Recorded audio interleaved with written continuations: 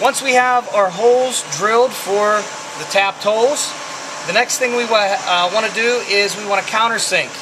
And there are countersinks back in the tool crib. You'll get a countersink. The countersink has to be larger than the hole that we want to put the countersink on. In this case, I'm just going to use this one. I can see that visually it's bigger. So I'm going to put the countersink tool in my chuck, and I'm going to use my chuck key to tighten that down.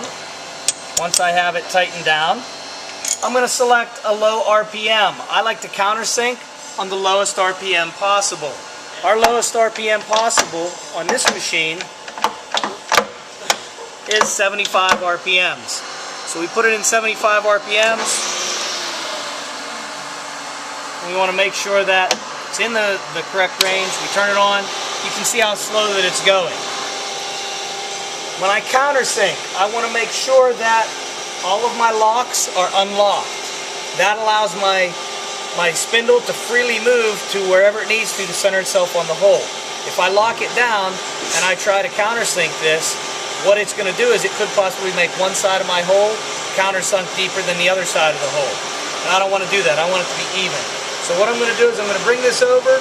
When I put this down in the hole, the countersink tool will actually center itself on that hole if I have everything unlocked. So I put it in there, it centered itself on the hole. I'm countersinking, and what we're doing is we're just relieving that material on the top for our threads. This is going to give our tap a place to start. If we look at our tap has a taper on the end of it. It's got an angle here, and that's going to allow it someplace to actually start and center up, so our tap has an easier way of going down into that hole. I'm going to move over to the second hole. I'm going to do the same thing here.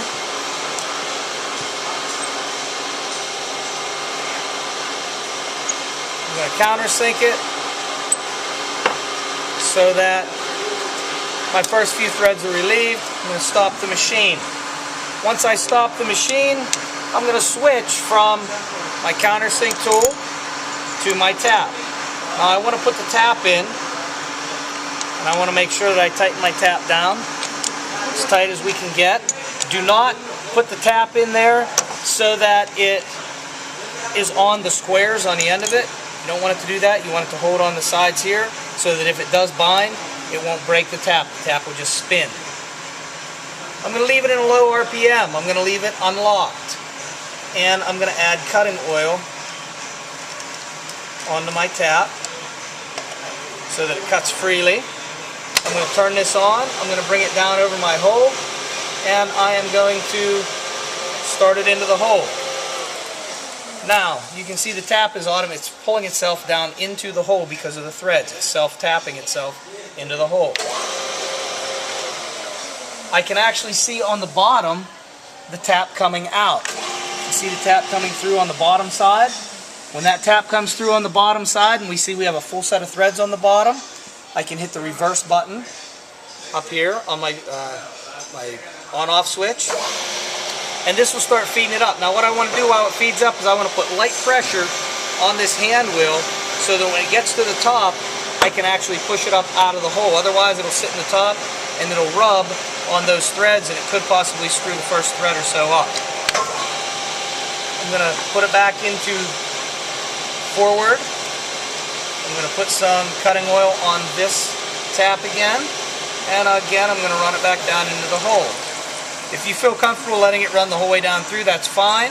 If you want to run it a little bit and stop it, run it a little bit and stop it. That way you can see if anything's binding up. Once I know that we're down through the bottom again, I'm going to reverse it, and we are going to bring our tap back up just like we did on the first hole.